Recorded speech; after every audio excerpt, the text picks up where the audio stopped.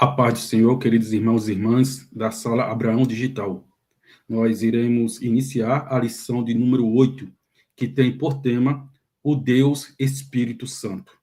E para essa lição, eu quero indicar 2 livros que podem auxiliar os professores a formular uma lição de forma mais profunda e didática. Esse primeiro livro aqui, do autor Kevin Van Hooser, ele é um teólogo sistemático, ele vai tratar da doutrina da Trindade, as escrituras e a função do teólogo. Ele vai ressaltar a importância da doutrina da Trindade na comunidade, dentro de uma questão prática. Fora este livro aqui, da editora Vida Nova, nós temos também o Ministério do Espírito Santo, do R.C. Sproul, editora Cultura Cristã, um livro mais teológico, linguagem acessível, que com certeza irá auxiliar os professores nessa lição de tanta importância para a igreja. Começando a lição de número 8, nós podemos dizer que o Espírito Santo é Deus. É a terceira pessoa da Trindade. Como pessoa da Trindade, ela não é um mero símbolo ou uma força impessoal. A Trindade, a terceira pessoa, o Espírito Santo, ela é uma pessoa. E quando nós dizemos que o Espírito Santo é uma pessoa, nós podemos usar o acróstico chamado IV, ou seja, ele tem I de inteligência, V de vontade e E de emoção.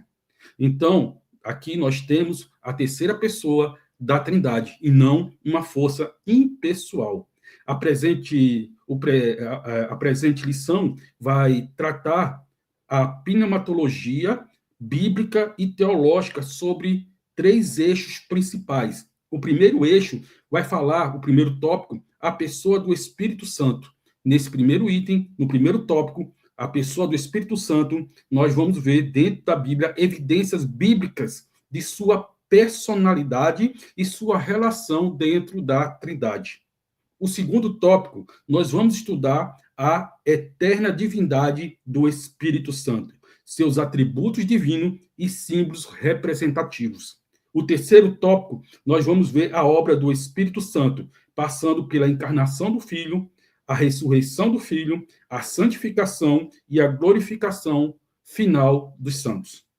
Mas eu quero trazer um ponto aqui que não tem na lição, que é por que estudarmos a doutrina do Espírito Santo. Qual a importância de nós, como igreja, estudarmos esta lição? Primeiro ponto, o Espírito Santo é o ponto em que a Trindade torna-se pessoal para o que crê.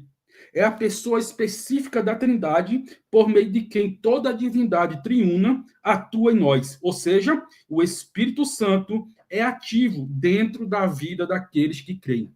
Esse é o primeiro ponto de suma importância para estudarmos a doutrina da Trindade com ênfase na pessoa do Espírito Santo.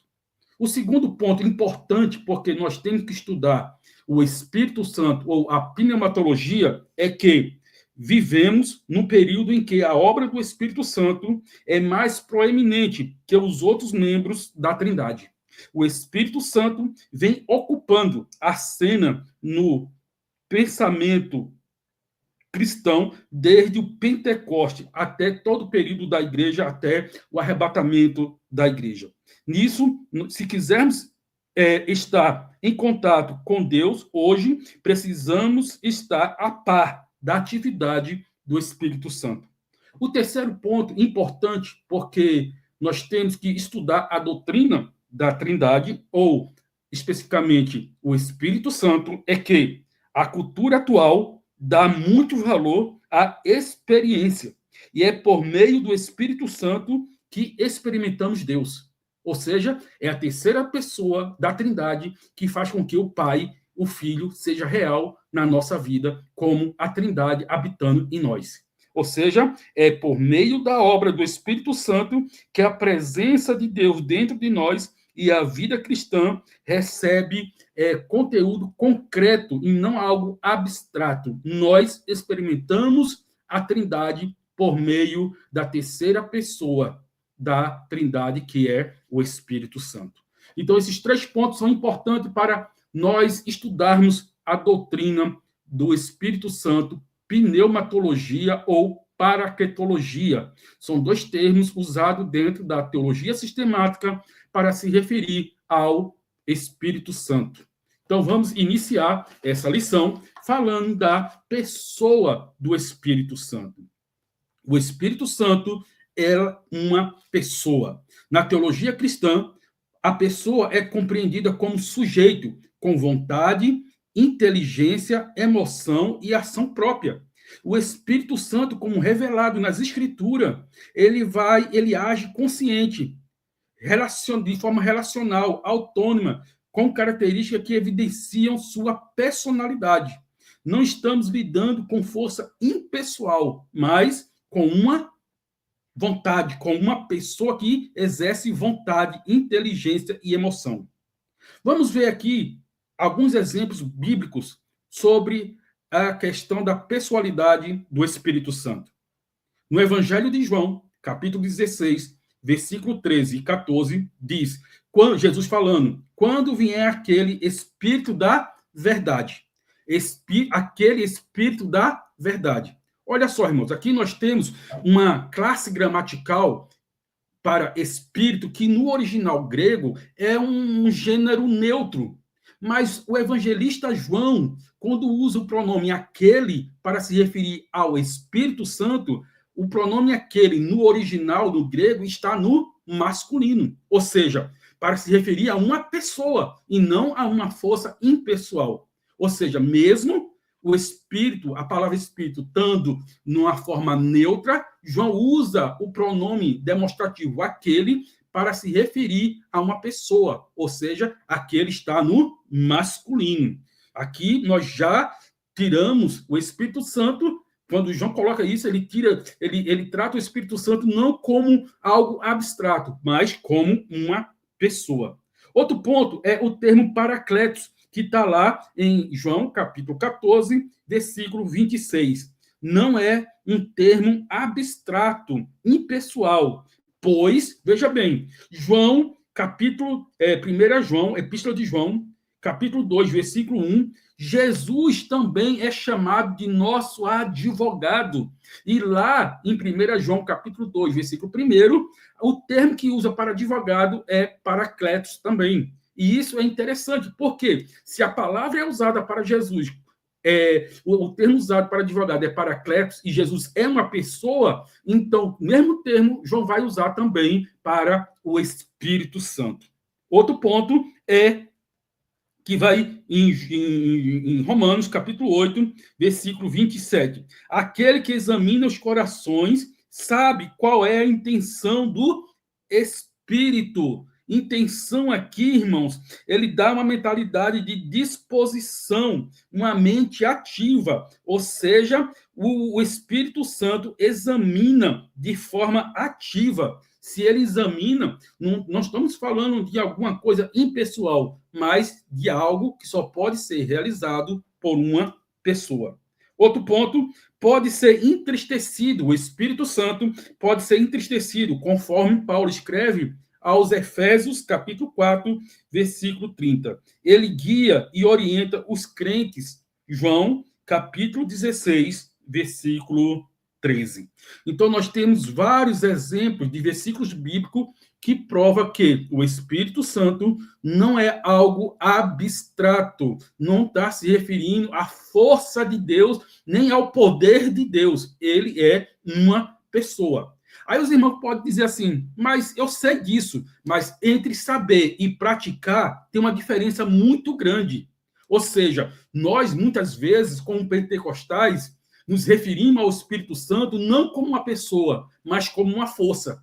Eu estou cheio do poder de Deus, eu estou cheio da força de Deus, como se o Espírito Santo que veio sobre nós no dia do batismo fosse simplesmente uma força. Estar cheio do Espírito Santo não é estar cheio simplesmente de uma força, é estar transbordando na terceira pessoa da Trindade, que é o Espírito Santo.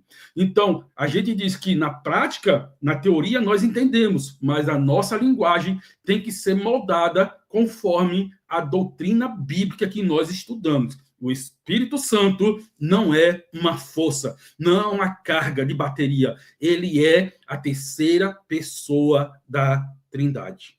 Isso tem que ficar claro no nosso meio, principalmente nós que somos pentecostais. Outro ponto, o item 2 fala que o Espírito Santo é uma pessoa distinta na Trindade. A doutrina da Trindade afirma que Deus é um só em essência, mas subsistem três pessoas eternamente.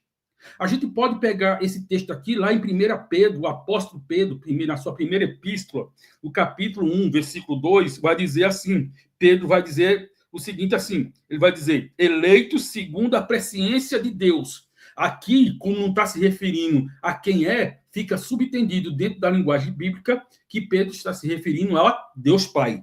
Então, eleitos segundo a presciência de Deus Pai, em santificação do Espírito, olha só, a santificação do Espírito para a obediência e aspersão do sangue de Cristo. Nós temos três frases, três orações separadas, onde o apóstolo coloca cada uma dessas orações as três pessoas da Trindade. O Espírito Santo, o Pai e o Filho são três pessoas distintas que compartilham a mesma essência. Aí os irmãos podem dizer assim, tem outro exemplo? Tem. Nós temos vários exemplos dentro da Bíblia. Vamos lá para Mateus, capítulo 28, versículo 19. Na despedida, Jesus, antes de ser assunto aos céus, ele vai dizer para os discípulos, portanto, ide e ensinai todas as coisas, a todas as nações, batizando em nome do Pai e do Filho e do Espírito Santo. Ora, batizando em nome do Pai, do Filho e do Espírito Santo. Temos três pessoas, mas o nome está no singular. Pela regra gramatical, aqui, se nós formos levarmos na lógica, teria que ser nos nomes, ou seja, no nome do Pai, no nome do Filho e no nome do Espírito Santo. Mas Mateus colocou nome no singular, para significar o quê? A ênfase, que nome fala da essência, daquilo que você é. Mas dentro da Trindade nós temos uma essência e três pessoas. Por isso que o termo e do, ou seja, vai se repetir para as três pessoas para mostrar a individualidade das pessoas dentro da Trindade. Isso ressalta essa distinção do Espírito Santo dentro da Trindade. Outro ponto, nós devemos ressaltar aqui os atos triunos de Deus. Ora, o Pai elege, o Espírito Santo santifica e é o Filho que redime. Ora, isso é uma distinção funcional e não uma subordinação de função. Não existe subordinação dentro da essência da Trindade, mas é uma distinção funcional para as três pessoas da Trindade. Outro ponto, que é o tópico item 3, o Consolador prometido. Jesus fez uma promessa aos discípulos. Eu rogarei ao Pai, e ele vos dará outro Consolador, para que fique convosco para sempre. O termo grego paracletos, ele vem de duas palavras gregas, é uma composição, para quer dizer ao lado de. É a mesma palavra que é usada hoje no português paramédico, aquele que trabalha ao lado do médico. Então, para quer dizer ao lado de alguma coisa. E Kalel quer dizer aquele que foi chamado. O Espírito Santo, ele foi designado, chamado para estar ao lado daqueles que creem em Cristo Jesus. Significa que aquele que é chamado para estar ao lado. No campo semântico do significado, esse consolador é aquele que traz conforto em meio à dor. Consolador é aquele que é ajudador, aquele que é advogado. Agora, veja bem, irmãos, a palavra paracletos pode ser, ela pode ter o significado de consolador, ela pode ter o significado de advogado e de ajudador. São três termos que, na sua significância, não pode ser atribuída a uma força impessoal. Por quê? Só pode advogar quem é pessoa. Só pode ajudar outra pessoa quem é uma pessoa. Só pode trazer conforto quem é outra pessoa. Então, são termos em si, dentro do termo paracletos, que reflete a pessoalidade do Espírito Santo. No tópico 2, nós temos a divindade do Espírito Santo. E dentro dessa divindade do Espírito Santo, nós vamos estudar um termo histórico que foi muito debatido no século 4, 5 e 6, que é o termo filioque. É um termo latim, a palavra filioque, que significa e do filho também.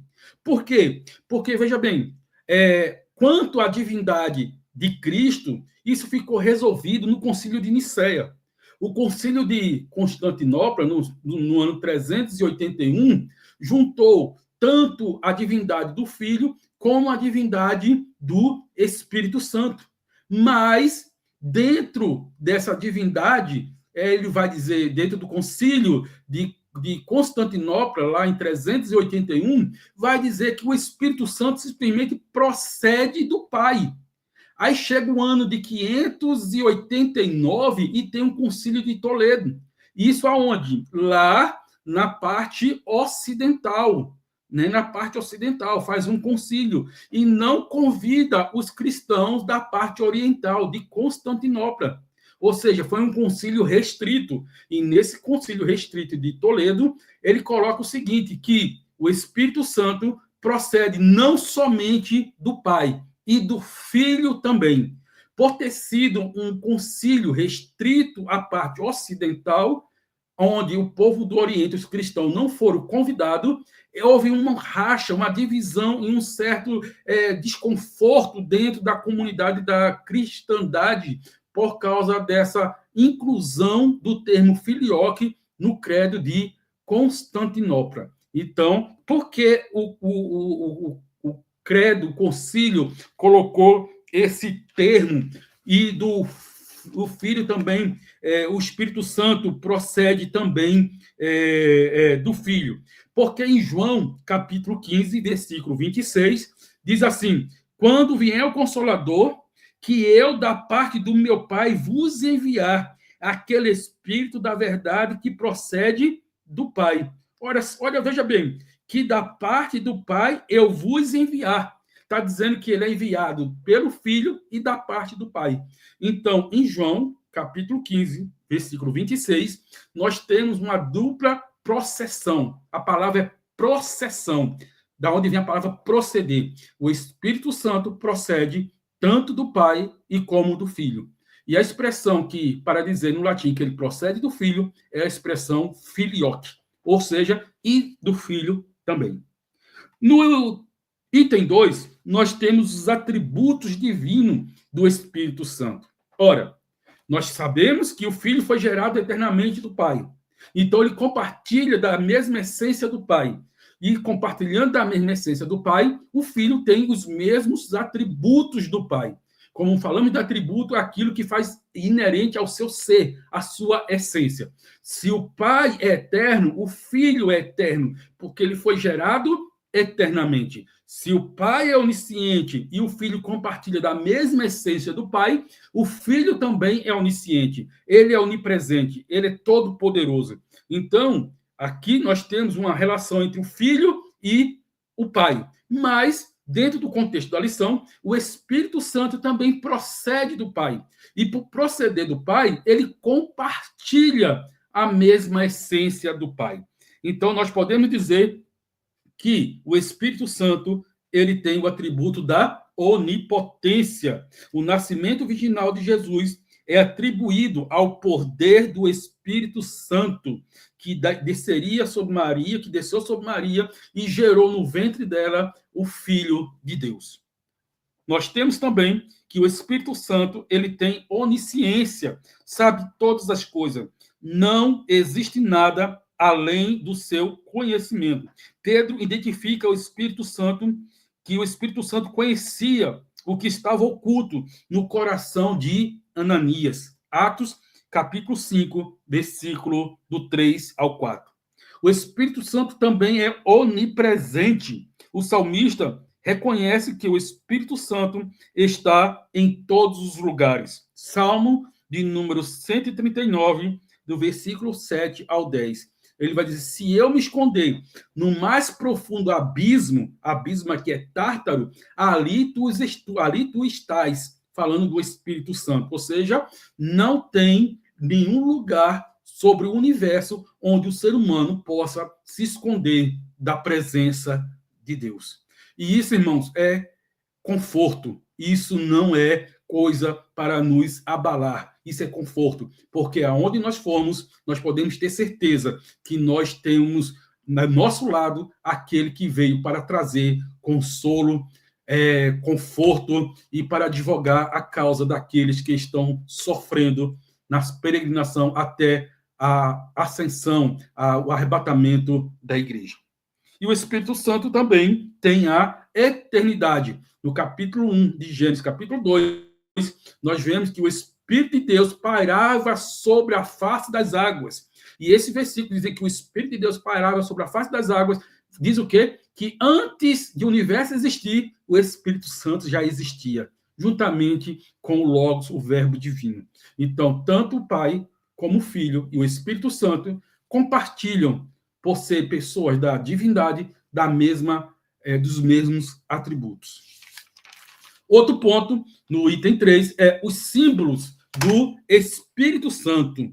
A expressão símbolo, irmãos, quer dizer uma combinação de duas palavras gregas. Sim quer dizer com, e balém é alguma coisa, lançar alguma coisa ao lado com alguma coisa. Então, significa, especialmente, comparar uma coisa com outra. Símbolo é uma comparação, não é a coisa em si, mas que traz uma certa alusão ao que é real. É uma coisa que serve para indicar, mas não é a sua essência. Não é aquilo que ele é em toda a sua plenitude. É uma parte daquilo que ele quer representar. Então, nós temos o fogo. O fogo, representando o Espírito Santo. No Pentecoste, ele aparece como línguas posando sobre os discípulos, simbolizando o quê? O Espírito Santo, que é uma simbologia da purificação. Se o Espírito de Deus ele é santo, então a própria expressão Espírito Santo já traz em si a sua função, que é de santificação, de purificação. Então, o fogo traz essa simbologia de purificação, de santificação. Ou seja, algo que demonstra um dos aspectos da atividade funcional do Espírito Santo, que é a purificação. O outro ponto, símbolo do Espírito Santo, é a água. A água simboliza o Espírito Santo como fonte de vida, pureza e renovação espiritual. Nós temos também o vento, que é invisível e imprevisível. Ou seja, irmãos, por mais que nós viemos a estudar quem é Deus, por mais que nós entendamos, dentro da nossa limitação, porque somos criatura, quem é Deus, nós não podemos, em hipótese alguma, dizer que nós conhecemos e definimos Deus na sua plenitude, porque Deus é invisível e imprevisível. A nosso conhecimento não limita a ação de Deus. Faz com que nós possamos conhecer quem é Deus, mas de forma limitada. Outro ponto é que o Espírito Santo também ele tem a simbologia do óleo, que é usado na consagração e capacitação para o ministério. O Espírito Santo capacita o crente a viver em santidade e a exercer os dons espirituais. Ou seja, esses são algumas simbologias para a terceira pessoa da Trindade, o Espírito Santo, para ressaltar a sua funcionalidade na aplicação da salvação que Deus planejou antes da fundação do mundo, e o Espírito Santo aplica aquilo que Cristo realizou na cruz na vida daqueles que creem. É o Espírito Santo, a terceira pessoa, que na presente dispensação irá aplicar a salvação que Cristo realizou na cruz. Outro ponto, o tópico 3, nós temos a obra do Espírito Santo. Vejamos, o Espírito Santo e a encarnação do Filho de Deus. A encarnação do Filho de Deus revela o papel singular do Espírito Santo como agente divino na concepção de Jesus. Nós podemos ver isso lá em Lucas, capítulo 1, versículo 35. Descerá sobre ti o Espírito Santo. Ou seja, o Espírito Santo ele já começa a agir não só na aplicação da salvação, mas trazendo aquele que irá trazer a salvação. Ele trabalha aqui na concepção de forma miraculosa no ventre da Virgem Maria. Isso aqui, ele descerá, ele descer aqui transmite uma ideia, descerá sobre ti, o verbo descer transmite a ideia de uma vinda intencional. Ele está a gente chama aqui num presente ativo, ou seja, ele não foi constrangido, ele veio porque ele teve intenção, ele tem intenção de fazer. Ou seja, não foi constrangido a fazer. Ele brotou da própria vontade, porque Deus não é constrangido a nada. E por não ser constrangido, o Espírito Santo, ele veio para trazer esse milagre da concepção virginal. E Maria se achou grávida pelo poder do Espírito Santo. A concepção virginal é um essencial e a obra trinitária. Ou seja, o Pai é a fonte do plano redentor. O Filho foi gerado e o Espírito Santo executou o milagre da concepção no ventre de Maria. Outro ponto é a santificação. O outro item aqui, item 2, o Espírito Santo e a ressurreição. Ora, a ressurreição é uma demonstração da soberania divina sobre a morte. Se Cristo ele ressuscitou, isso mostra a soberania de Deus. Aqui ressalta-se a divindade, a essência divina, a soberania da essência divina sobre a morte. O Pai é apresentado como aquele que ressuscitou Jesus dentre os mortos. Nós temos isso em Atos capítulo 2, versículo 24. Mas também não é só o Pai que ressuscita o Filho. O Filho declara possuir autoridade para entregar sua vida e retomá-la a si mesmo. Nós temos isso em João, no Evangelho de João, capítulo 10, versículo 18. O Pai ressuscita o filho que tem vida em si mesmo, ele entrega a sua vida para retomá-la depois, e nós temos nas Escrituras, que é o tópico nosso aqui, o Espírito Santo é revelado como um agente vivificador desta obra. Paulo declara: o Espírito daquele que ressuscitou a Jesus dentre os mortos também dará vida aos vossos corpos. Aqui nós temos, primeiro ponto, a ressurreição do primogênito, aquele que ressuscitou, aquele que é o nosso irmão, Jesus Cristo. E se ele ressuscitou, nós também ressuscitaremos nos últimos dias, no arrebatamento da igreja. Terceiro item é o Espírito Santo e a santificação. A santificação é uma obra essencial do Espírito Santo na vida do crente. O próprio Jesus declarou que o Espírito viria para convencer o mundo do juízo, da justiça e do pecado. Ou seja, nós temos isso aqui em João, capítulo 16, versículo 8. Sinaliza que o Espírito Santo não só convence o homem do pecado, mas ele também transforma. Ele, diferente da lei, no Antigo Testamento, a lei apontava para o homem dizendo: você é pecador, você precisa de alguém para tirar esse câncer de dentro de você. A lei não tinha poder para mudar o coração do homem. Mas quando chega na dispensação do Espírito Santo, o Espírito Santo não só aponta a nossa injustiça, o nosso pecado diante de Deus, como ele também opera a transformação que faz com que nós, que cremos em Cristo, possamos chegar com ousadia no trono da graça. Esse é o Espírito Santo. Em Tessalonicenses capítulo 2, versículo 13, em 2 Tessalonicenses, Deus diz assim: Deus os escolheu desde o princípio para salvação, pela santificação do Espírito e fé na verdade. Ou seja, a salvação não é um plano B. A salvação, ele veio desde o princípio, desde a eternidade. E por ter vindo desde a eternidade, eternidade, ele vem pela santificação e também a salvação, ela vem pela a fé na verdade. E Jesus vai dizer que ele é a verdade e nós temos essa verdade escrita nas Escrituras Sagradas. Esse é um dos temas importantes para nós, sabermos quem é Deus, Espírito Santo, que ele não é uma força, ele não é algo impessoal.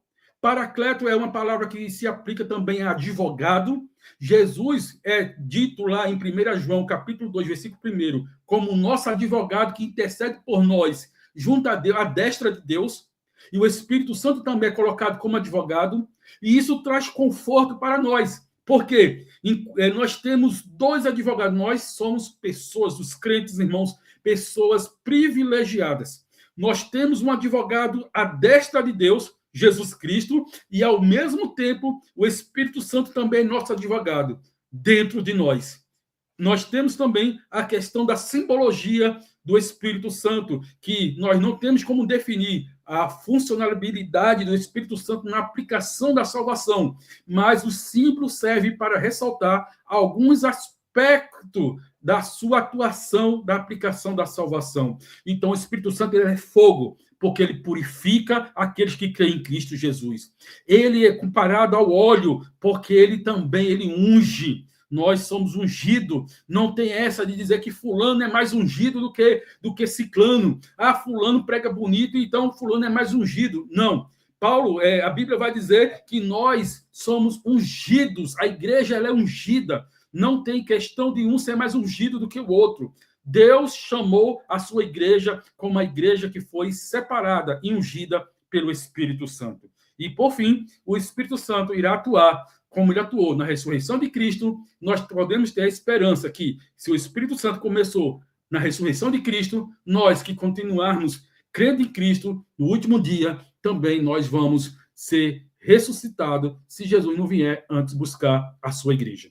Que Deus nos abençoe e possa nos dar uma boa aula e que nós possamos entender o ministério do Espírito Santo, não como uma força, algo impessoal, mas como a pessoa da Trindade habitando em nós. O Espírito Santo não é uma carga de bateria. O Espírito Santo não é recarregar a vida de alguém que está cambaleando. O Espírito Santo é uma pessoa que quer compartilhar com você a sua caminhada cristã. Que Deus os abençoe.